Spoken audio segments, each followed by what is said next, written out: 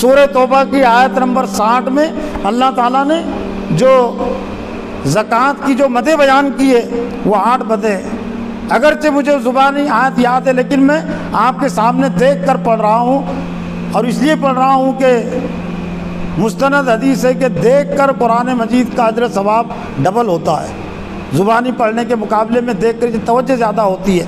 اور دوسرا مقصد یہ ہے کہ کوئی یہ نہ سمجھے کہ شاید یہ بھول گئے کہ یتیم بھی زکوٰۃ کی مد میں آتے، قریب رشتہ دار بھی آتے ہیں، تم نے 8 مدوں میں اس کو بیان کیا ہی نہیں۔ تو جو 8 مدیں ہیں، 8 مدوں میں یتامہ نہیں ہے، 8 مدوں میں اقربا نہیں ہے، رشتہ دار نہیں ہے۔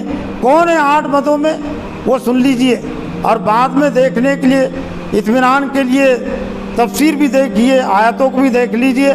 تو وہ سورہ توبہ کی آیت نمبر 60 جو میں آپ کے سامنے پڑھ رہا ہوں، جس میں زکوٰۃ کی 8 مدیں بیان کی گئی ہے، اور اس میں کوئی اختلاف نہیں ہے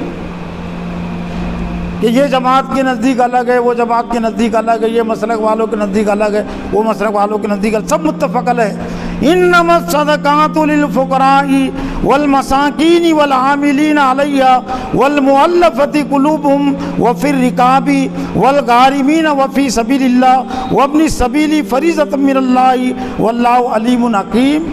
آیت ختم ہوتی ہے۔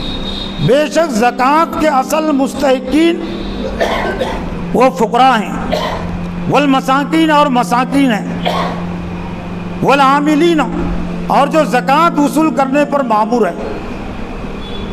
اس لیے کہ پورا زکوٰۃ کا صحیح نظام اس وقت قائم ہوتا ہے جب کہ خلافت قائم ہو، اسلامی حکومت قائم ہو، اس کے طرف سے نمائندے مقرر ہوتے ہیں، اس لیے وہ بھی زکوٰۃ کی مد میں شامل ہے، ان کو زکوٰۃ مد سے مدد دی جا سکتی ہے۔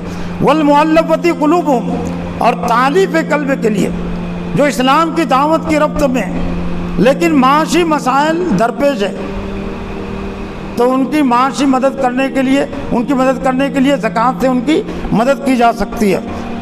والمؤلفۃ قلوبہم وفی الرقاب، گردنوں کے چھڑانے میں، یعنی جو غلام بنا لیے جاتے تھے تو ان کی آزادی کے لیے، آج بھی بے قصور جو جیل میں ڈال دیے جاتے ہیں وہ بھی ان پر بھی اس کا اطلاق ہوتا ہے۔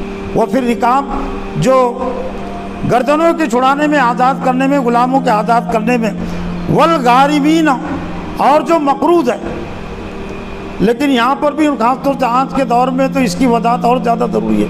جنہوں نے بینک بیلنس بڑھانے کے لیے قرض لیا، اپنی دولت کو چھپانے کے لیے قرض لیا، وہ مقروض نہیں آئیں گے اس میں۔ جنہوں نے اپنی بنیادی ضرورت کو پوری کرنے کے لیے قرض لیا، روٹی کپڑے اور مکان کی جو بنیادی ضرورت ہوتی ہے اس کے لیے جنہوں نے قرض لیا اور اس وجہ سے وہ مقروض ہے، ان کی مدد کی جا سکتی ہے۔ ورنہ زیادہ تر آج تو مالدار قرض اس لیے لیتے ہیں، مسئلے بھی پوچھتے ہیں کہ ہم مقروض ہے، لیکن کیسے مقروض ہے؟ انہوں نے بیجا قرض لیا ہے کہ حکومت کی نظر پڑے گی کہ ان کے پاس تو مال زیادہ ہے، اس لیے قرض لیتے ہیں، قرض بتانے کے لیے اتنے ہم مقروض ہے، تو ان کے لیے اس میں چھوٹ نہیں ہو سکتی، ان کے لیے نہیں۔ والغارمین وفی سبیل اللہ، اور اللہ کی راہ میں وابن السبیل، اور مسافر۔ وفی فریضۃ من اللہ، یہ اللہ کی طرف سے ایک فریضہ ہے متعین کردہ۔ واللہ علیم حکیم، اور اللہ تعالیٰ جاننے والا ہے۔ یتامہ اور اقربا کا لفظ تو نہیں آیا نا اس میں، جیسا کہ عام طور سے آپ صرف زکوٰۃ میں صرف بولتے کہ یتیم ہو اور رشتہ دار ہو۔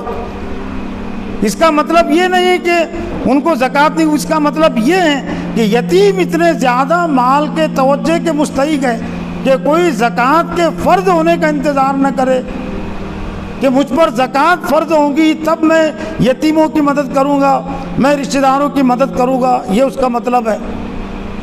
جیسے مسجد میں زکوٰۃ نہیں چلتی تو اس کا مطلب یہ ہے کہ مسجد پر خرچے نہ کیا جائے، ایسا مطلب لے لیتے ہیں لوگ۔ والدین کو زکوٰۃ نہیں چلتی، جو قریبی رشتہ دار ہیں ان کو بھی زکوٰۃ نہیں چلتی، تو اس کا مطلب کیا؟ اس کا مطلب یہ تو نہیں ہے نا ان کی مدد نہیں کی جائے، اس کا مطلب یہ ہے کہ زکوٰۃ اگر تم پر فرض نہ بھی ہو تو تم کو مسجد کی تعمیر میں خرچ کرنا چاہیے، حصہ لینا چاہیے۔ زکوٰۃ تم پر فرض نہیں ہے تو بھی والدین کی مدد تم پر فرض ہے، والدین کی دیکھ ریکھ تم پر فرض ہے۔ بلکہ اس میں جو اہم چیز ہے کہ زکوٰۃ فرض ہونے کے بعد بھی یتیموں کی مدد زکوٰۃ کے علاوہ مال سے کرنی چاہیے. یہ مطلب ہے اس کا کہ اللہ تعالیٰ نے رشتہ داروں کو اور یتیموں کو جو 8 مدوں میں شامل نہیں کیا، کہ 8 مدوں میں یہ شامل نہیں ہے، تو اس کا مطلب یہ ہے کہ زکوٰۃ فرض نہ ہو تو بھی ان کی مدد کرے، اور فرض ہونے کے بعد بھی ان کی مدد زکوٰۃ کے علاوہ رقم سے کرے. لیکن پورے کے پوری زکوٰۃ کا جو رقم ہے بس وہ رشتہ دار، وہ جو بات آتی ہے دو گنا جو ثواب ہے وہ انفاق اور انفاق کے حوالے سے ہیں کہ انفاق زکوٰۃ کے علاوہ اگر کوئی رشتہ دار پر خرچ کرے گا تو ایک تو صلہ رحمی کا اجر ثواب ملے گا اور دوسرے صدقے کا بھی ثواب ملے گا. لیکن وہ نفل زکوٰۃ جو زکوٰۃ کے علاوہ وہ والدین کے لیے بھی ہے اور وہ اپنی اولاد کے لیے بھی انفاق. اللہ کو تو پوچھا کہا کہ سب سے بہتر انفاق، سب سے بہتر کون سا خرچ ہے؟ آپ نے فرمایا کہ وہ دینار جو تو اپنے اولاد پر خرچ کرتا. ہزار بات زکوٰۃ تو نہیں ہے وہ، لیکن وہ ہے انفاق. تو اس سلسلے میں اس کا بھی لحاظ اور خیال رکھنا چاہیے.